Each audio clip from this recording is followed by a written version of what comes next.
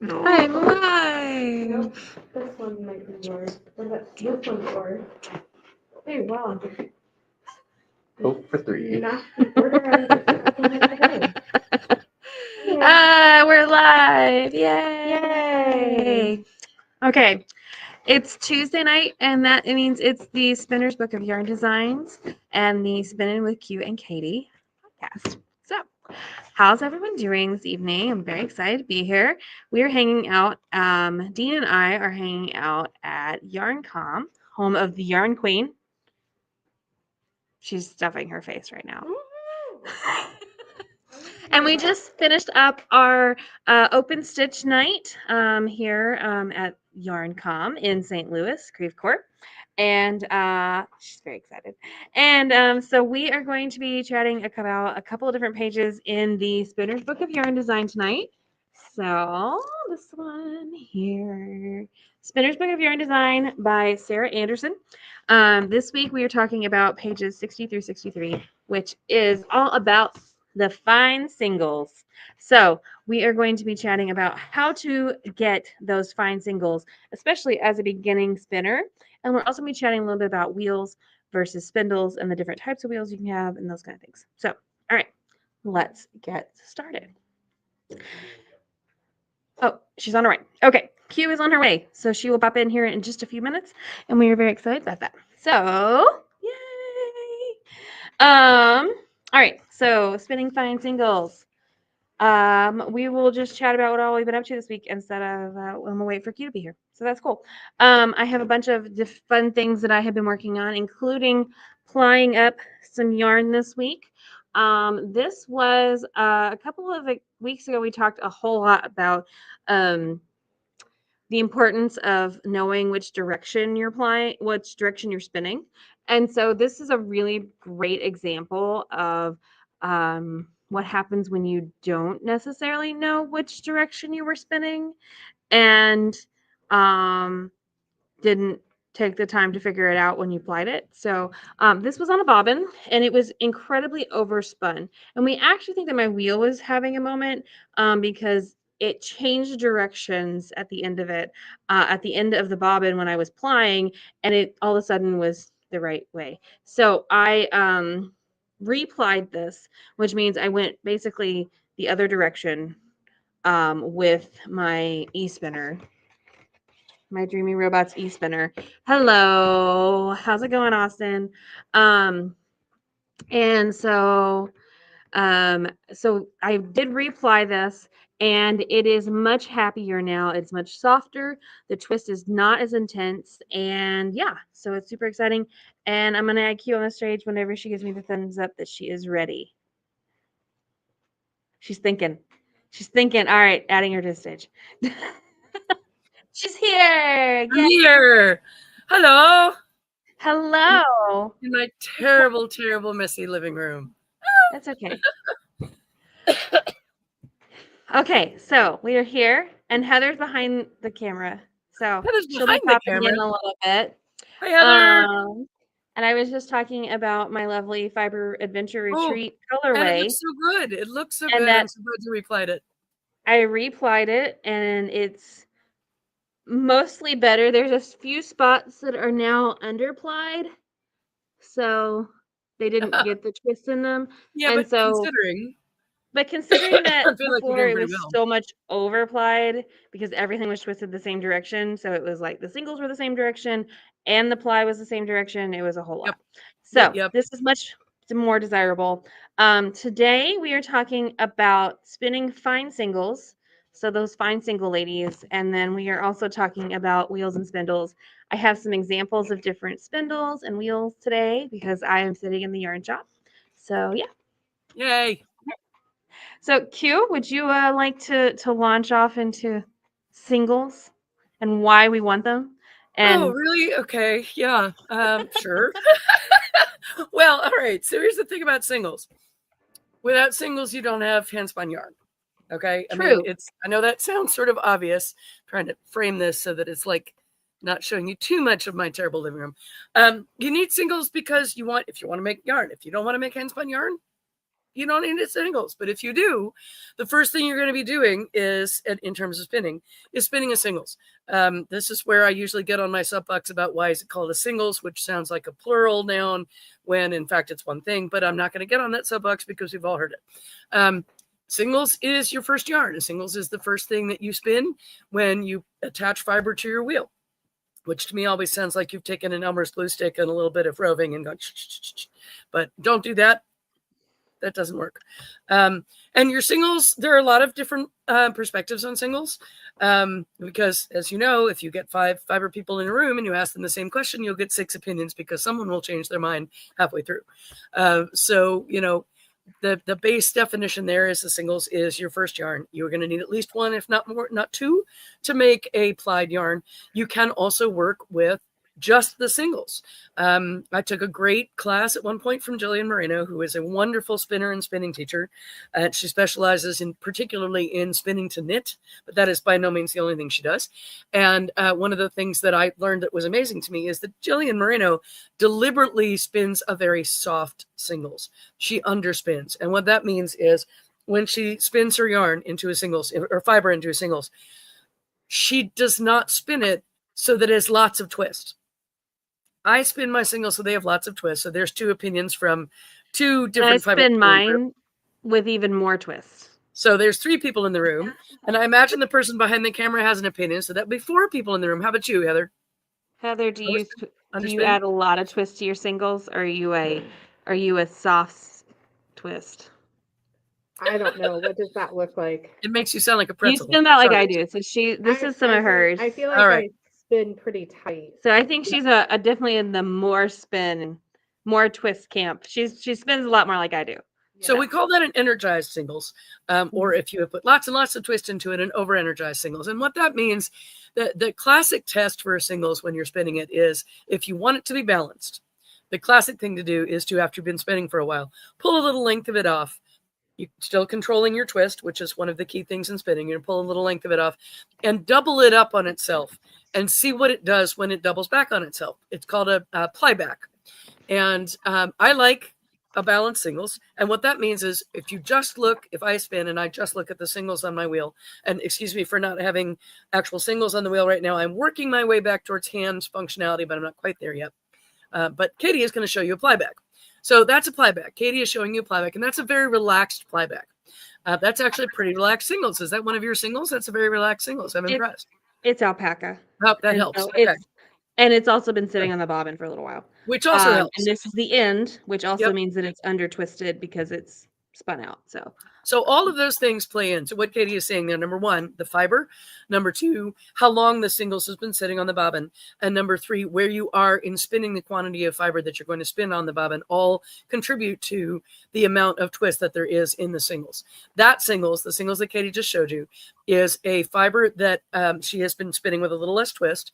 It is a fiber that yarn has been sitting on her bobbin for a while. And the longer you let a single sit on a bobbin or on a storage bobbin, which is basically not attached to your wheel, the simplest storage, there you go, storage bobbin. The simplest storage bobbin, people do market things as storage bobbins, but actually the simplest, if inelegant, storage bobbin is a, look how relaxed that is. Love it. It's been on here for a little while, I think. So. Which helps. As I say, physics, hand wave physics, the longer you let a single sit, the more relaxed it's going to get. Classic storage bobbin, toilet paper roll. So you do not really need to invest. I know, elegant, but it works and everybody has them, right? So you can buy purpose-built storage bobbins, but if you are spinning an energized singles and you would like it to be less energized, one of the things that you can do is wind it off, either leave it on the bobbin that you spun it on. And one of the things that Katy and Heather and I all like about the wheel that is our favorite e-spinner, the EW 6.1, is that it comes with 6 bobbins. And so you can let several singles sit before you actually need to ply them, which is actually pretty cool. So Katy has had the singles that she was showing us. That singles has been on the wheel for a while, and some of the twist has come out of it. It's also towards the end of the bobbin. One of the things that contributes to take up, which is the process of persuading your wheel to take the yarn, is the weight on the bobbin. And the more weight that you have on the bobbin, i.e. the more yarn you have on the bobbin, the more you're going to have to turn your tension up in order to increase take up. If you don't do that, then it will affect the way the singles spins up and the way it loads onto the bobbin. So singles can be singles can be sun, S or Z. And Katie and I have talked about that in past weeks. What that basically means is you can spin them either counterclockwise or clockwise. I spin my singles clockwise. Katie spins hers counterclockwise. Did I mention when you get n number of fiber people in a room, you get n+1 opinions. So I'm not sure what the other options would be besides clockwise and counterclockwise. But there you go. So singles, you can shoot for an energized singles. You can also at the singles level, one of the things that you're going to do is you're going to look at the weight of the yarn that you want to make. Now that's something that kind of comes with time. And sometimes if you're me, mostly I am spinning just to kind of relax. I'm not actually spinning for a project, but if you are spinning for a project or a result, one of the things that you're going to do with the singles is you're going to look at that and go, okay, what is my end goal yarn here? Let's say my end goal yarn is a 2-ply DK weight yarn. That That's very nice. That is lovely. Coming off your drop spindle, if I believe I'm seeing that correctly. So that's a little more twisty. Y'all can see there's a little more twist in that I spun on it earlier today. So yeah. So that is a more balanced plyback. It just because you have a relaxed or over twisted singles does not mean that you are going to have a falling apart or really over twisted plied yarn. It just is one of the variables that you account for when you're looking at the ply.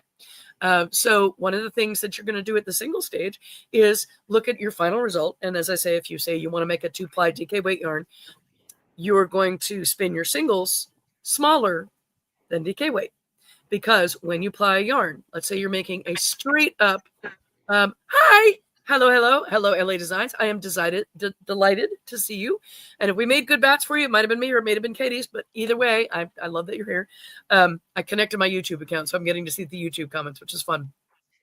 One of the things that you need to keep in mind is when you spin a singles, like the ones that Katie has been showing you, they are a particular diameter, they're a particular weight. When you twist them the other direction, two things happen. And you can see both of them in this beautiful skein of yarn that Katie is holding up. One of them is that it was me, yay! One of them is that each singles, that's a 2-ply yarn, and each of those singles has relaxed a little bit because Katie has she's plied it the other direction from the way it was spun. And so it has gotten a little bigger. And then the combination of those two yarns is also obviously bigger. So when you're spinning your singles, I love that yarn so much. That is not your style of yarn, but you spin it beautifully, and I love it. This is Heather's. It's still beautifully spun. I don't know whether it's or not. Katie, we know it's not a thick and thin person, but I haven't seen anything that she can't spin. So when you're spinning your singles, if you are planning for a yarn, one thing you're going to want to look at is what size singles you're making, right? Because once your singles is spun, it's the size that it is or bigger. Right. Now, key point, you can work with unplied singles. I think I've said this in past weeks. It requires one of two things. One of three, actually. One, that you let the singles sit for a while on a storage bobbin. You saw on Katie's bobbin earlier how much there's really not a ton of twist left in that yarn. It's lovely yarn. It's going to hang together, but it's not super twisty. So that's something you could work with. And another thing that you look at when you're looking at the twist in yarn is another thing you're going to do to relax it is kind of twist it the other direction, right? As we talked about. I think I lost my train of thought there. Probably left the station. I didn't even notice. Very sad. So the sweater I'm wearing is actually made out of unspun yarn. So that's an interesting way too to process. So then you don't add much twist at all. And all your twist is actually added as you work it. Right. So this is a totally different style of yarn and how that works. So if we look at the sleeve here, you can kind of see what that looks like. There's no twist at all with that. Did you spin that? No, this is Mancha Lopez. Okay, because there is the Icelandic, one of the classic Icelandic yarns made from Icelandic wool. It's not spun. It's got enough twist to hold it together, but that's it, right? It's minimally spun and processed, and so it's a different functional version. Cool. Yeah, and so usually those yarns are much thicker though as well. So one of the things we're talking about this week specifically is the fine single. And so it's kind of like the ultimate thing that we want to do as spinners. Most people are searching for that fine single. They want to make that lace weight yarn. They want, and if you have not seen these pictures, look for them and you'll find them. They want that yarn where when you hold up the dime, I've got Mhm. a dime. Oh, when you hold up a dime, let's see if I can get this close enough to my camera to actually show the notch, the ridges on the edge. Almost, yeah. So what the classic picture is, people hold this dime up to the camera and they hold up their singles and they want to show that their singles is as fine as the groove in the side of a dime. Well, and then the ultimate goal beyond that is to take that weight of yarn Right. and you knit it into a shawl and then you pull it through a wedding ring.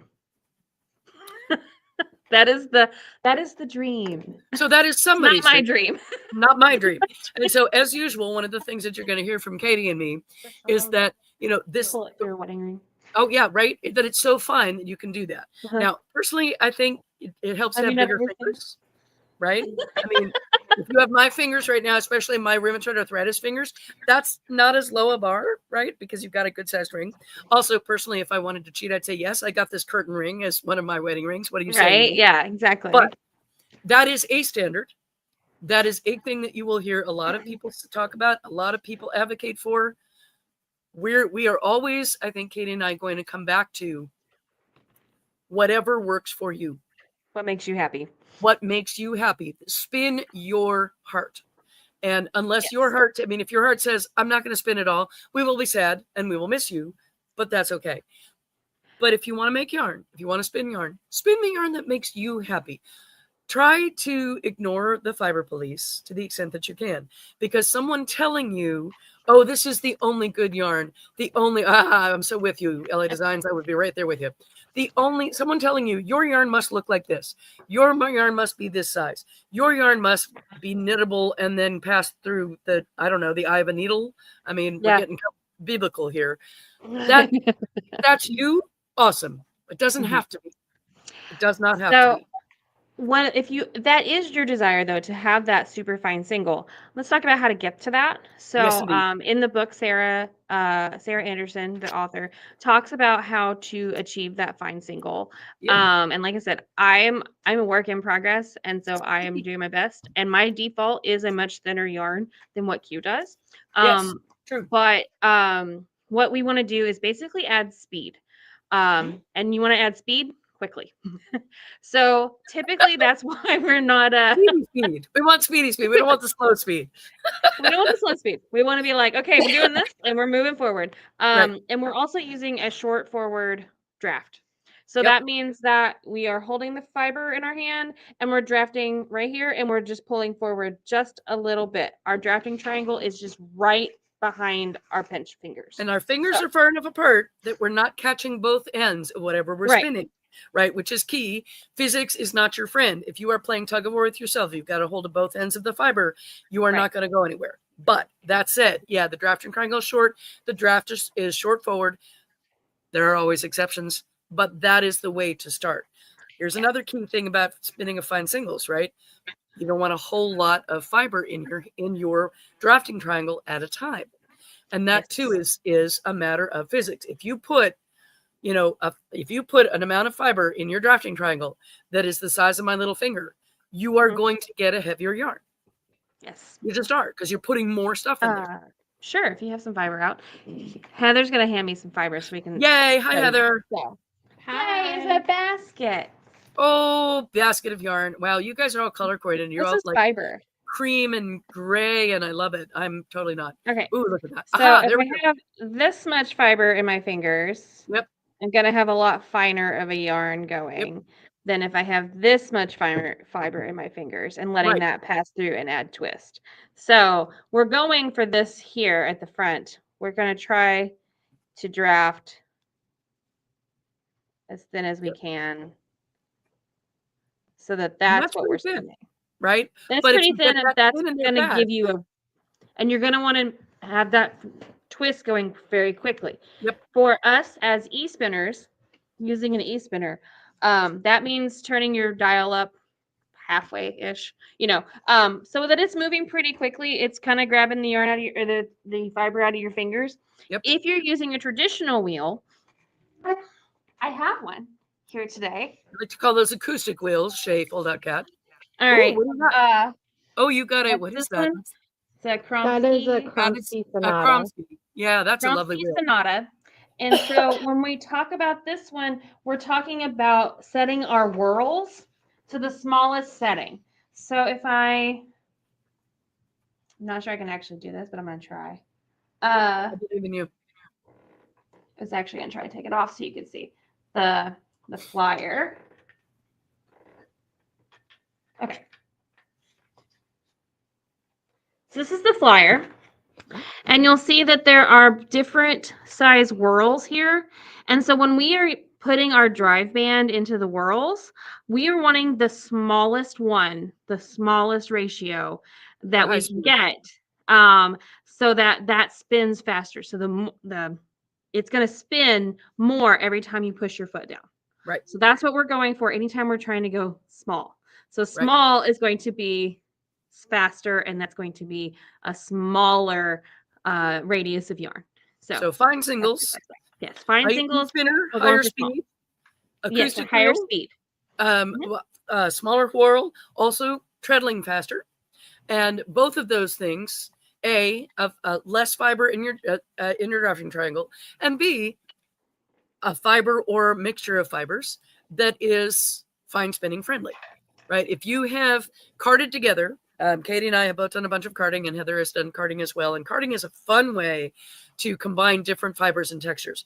If you have carded together something that mixes, a heavier wool with sari silk and maybe some neps or some locks, you're not going to be able to get that as fine as you will be able to get, say, spinning solely merino or another fine wool, or spinning angora or mohair or alpaca. If we look at this one, this is spun from a bat. Beautiful. Heather was very excited about the bats while ago.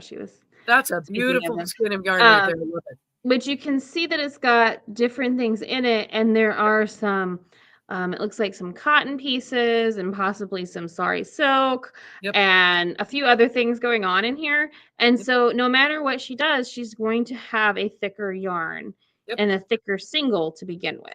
The more textured add-ins you put in, the more that's going to happen. So, one of the advantages of learning how to card is you can create the preparations and the mixtures that you want.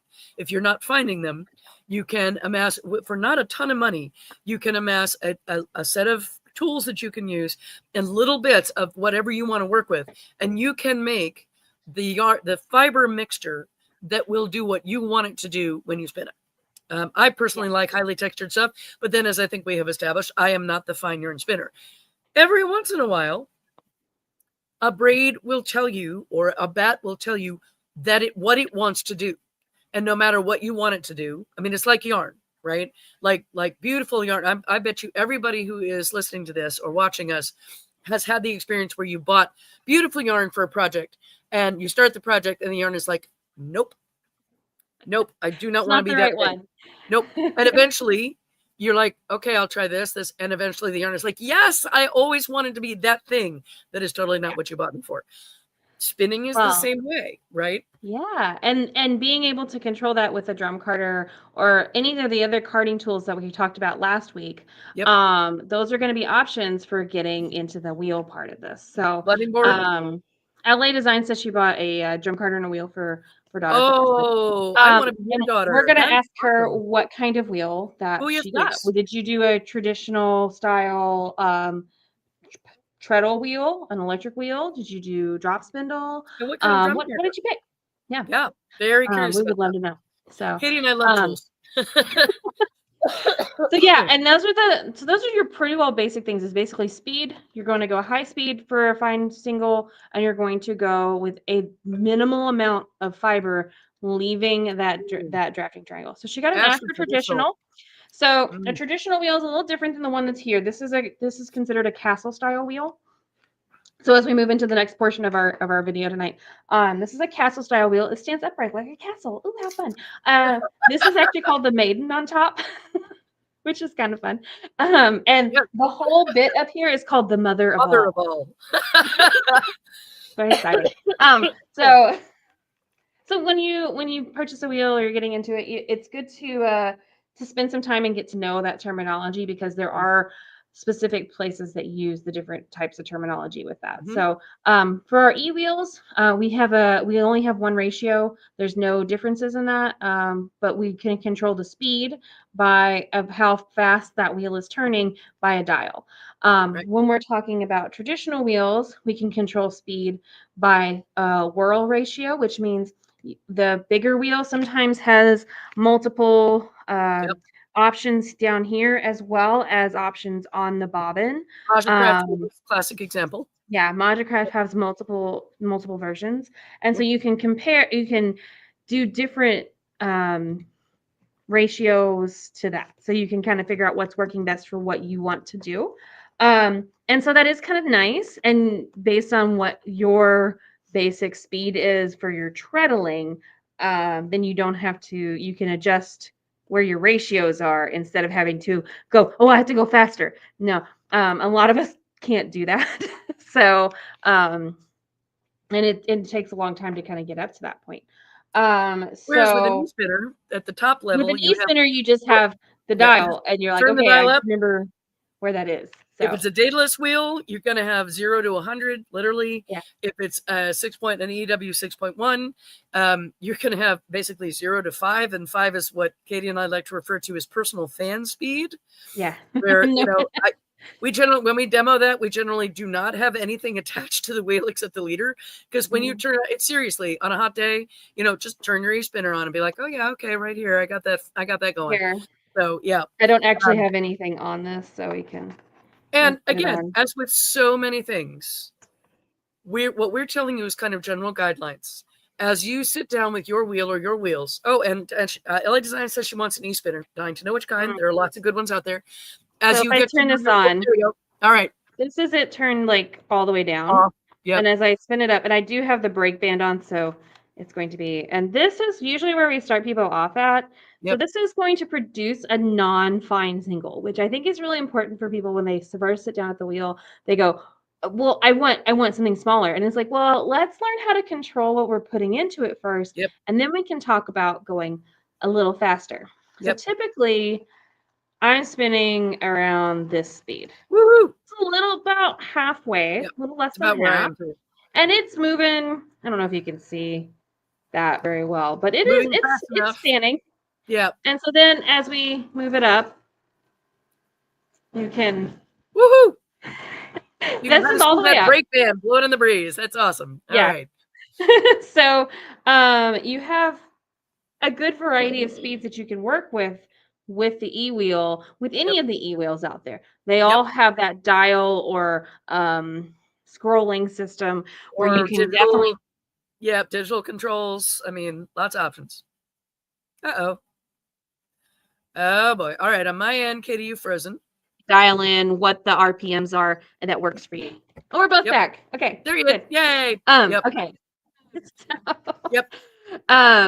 So when we're talking about the different types of wheels that are out there, you have something that's more the castle style, and then the traditional style is more that Cinderella look, where it's got the wheel off to the side, and then your treadle's over here. Sleeping Beauty. Sleeping Beauty. I'm sorry.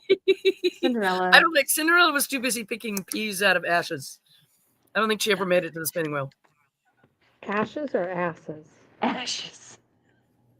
Okay, I'm not responding to that. I'm just going to leave that one right there. Oh, right okay.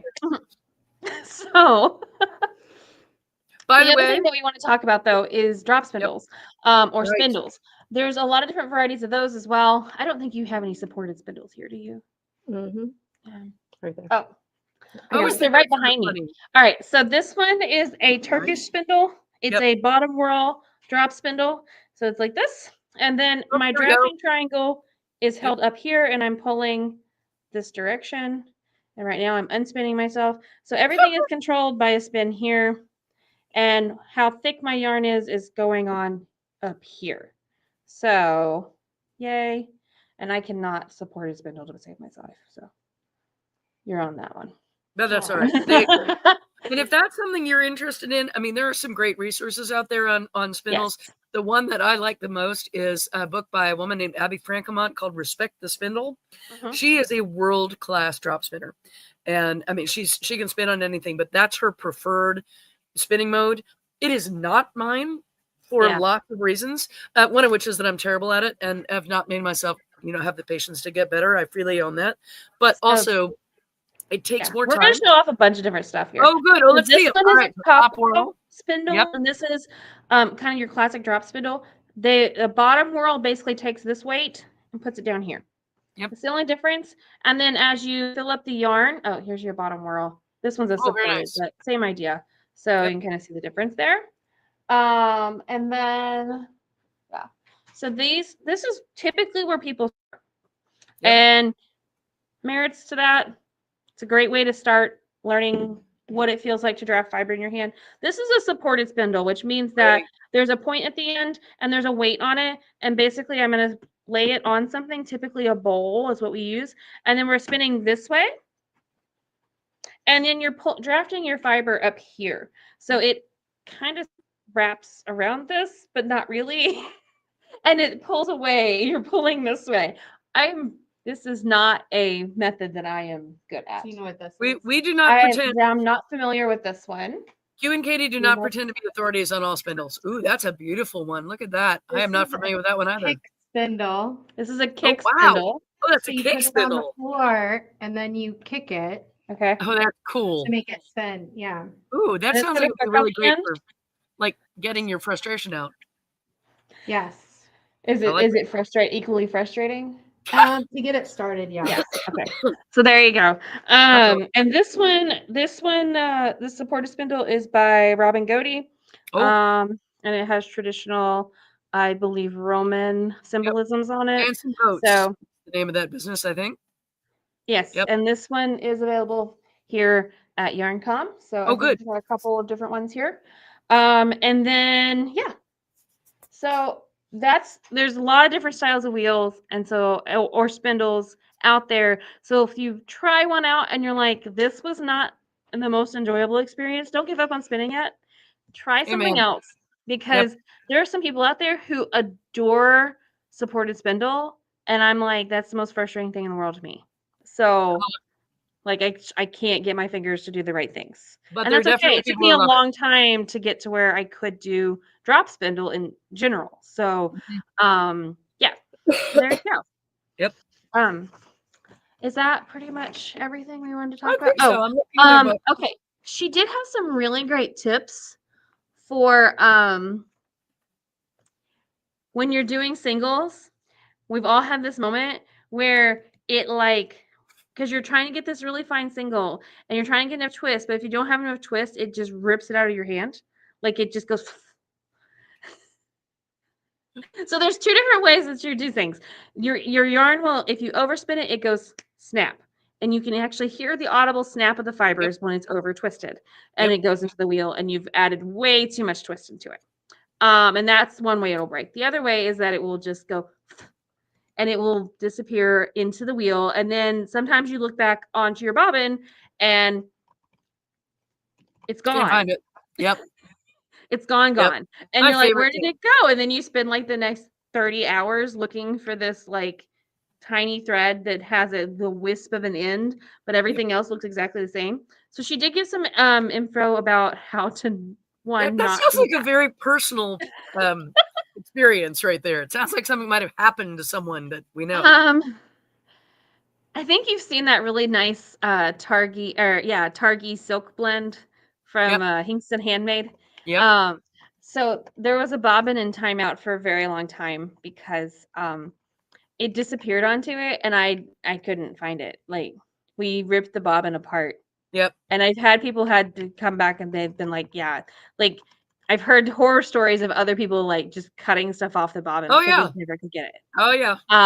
So one of the things that you want to really do is make sure that you're evenly winding onto your bobbin. Yep. So for the EEWs, you're using those slider hooks. So you want to stop frequently and move that slider hook down and keep it balanced. So moving both slider hooks and keeping it nice and balanced. And it's because you want it to feel evenly because as you're feeling that, it's going to keep an even weight on the middle of your bobbin. And that's going to keep your tension the same. So doing that, if you're using a wheel like this one, it has little hooks. You use the flyer hooks to help with that. And then there's also a cross threading method that I'm less familiar with, but I've heard really good things about, especially for lace weight and Yep. doing those really, really fine weights to maintain tension so that you're not having that gap in tension at any point when you're winding that on. So when you're first spinning it onto the bobbin. So yeah, she says change hooks often so that it doesn't create any craters that your end gets lost into. The other thing is have some tape handy, some scotch tape, and just kind of put it around and see if you can pull the end out. Oh, So that's like, a great, yeah, I that's a forgot about really that. great idea. Yeah, it 'Cause, is. you know, I've never had that one, and if you're lucky, you'll find it. Now, she does not talk at this point about another option, which is an auto winder, which is an additional tool that you can purchase for many, not all, but many wheels from one of a couple of different companies. I think there are 3 that I know of that make them. One that makes them only for one maker of wheel, and the other 2 that make them for several. Some e-spinners have them, most don't. Many acoustic wheels have them, and an auto winder does that moving of your yarn for you. It balances the yarn up and down the bobbin. It's an interesting thing to spend time doing. It is something that I know a couple of people who will not spin without. I have a couple of them. I like them. I think the fact that I learned to spin without one has an effect there. Also, I actually find that pausing periodically to move my sliding yarn hooks or move my yarn between hooks if I'm working with an acoustic wheel like the Kromsky in the background, I find that sort of restful. It also it fits my lifestyle because, you know, I would love to have the kind of life where I sat down with a 4-ounce braid of fiber and I spun the whole thing at one time. But yeah, that doesn't happen because 5 minutes in, I have one of the cats in the background making a noise. I know I'm going to have to clean up after. Vacuum. So this is vacuum. I love Marlin this Farms. This is Marlin Fiber Farms, Jas and Austin. And they use a vacuum to find ends. I love it. And but she's gonna try. They're gonna try tape now. So I use my spouse, which also works. You know, I'm like, I've Jasper. done that, and sometimes that doesn't help. Yeah, that's true too. All right, Time out is an option. Are we good finishing up for the night? I think we're good for tonight. Yep. Right. So how about 7 o'clock next Tuesday? We will. Sounds good. See I'll be you at the all. beach. That'll be fun. We will be in Clinton, Illinois. Ooh, So okay. I will be at Leading Men Fiber Art, and we are going to cover pages 64 through 69, Yep. and it's all about slubs and fat singles. I'm excited about that because that's going to be a great title for our video: slubs and fat singles. Okay. Slubby yarns and fat singles. You know, I was a fat single once, and I got married. It had to be said. It had to be said. You know that had to be said, right? So we'll be talking a lot about producing different art yarns because that's where that slub yarn kind of comes in. And then also a fat single, which means that getting a consistent heavier weight yarn, which is a challenge now that we have entered the phase of fine singles. Yep. So super grateful to you all for being here. Yes, definitely. Thank you for being here. Oh, you're welcome. Oh, thank you, Heather. Thank you very much. I don't feel like I really did much, but you're welcome. But you're here, and you handed us in the form of Katy spindles. So also, we're just glad to see your face. Yes, always. Background, I'm sure Katy said this. YarnCom, amazing local yarn store in Creve Coeur in the St. Louis area. Fabulous place. Definitely, if you are apparently in February, they're going to be having a fabulous feature with their yarn. What is it? Yarn of the month. I have heard this. Yeah, our yarn subscription. Yarn subscription, which you can now purchase right now. Woo! You can get it at a discount right now. No, that was this past weekend. That was this weekend. Oh, darn. Well, you missed out on that part, but you can still pre-order and get your skeins and have those reserved for you. And Fold Out Cat will be dyeing those for February. So I believe that is. By that time, I should have my hands back. Hopefully, I'll have my hands back. We hope so. We very much hope so. I'll be dyeing with my teeth. You know, I mean, I am very resourceful. I'll figure out a way to make it work. May mean that my smile will get a little rainbow for a while, but, you know, could be worse. It's going to be great, and we're going to have a grand time. I'm looking forward to it, and we're going to have a good time. All right, so next week we'll see you at 7, covering pages 64 through 69, and we will see you then. All right. Yay. Until then, happy spinning. Bye. Bye, friends.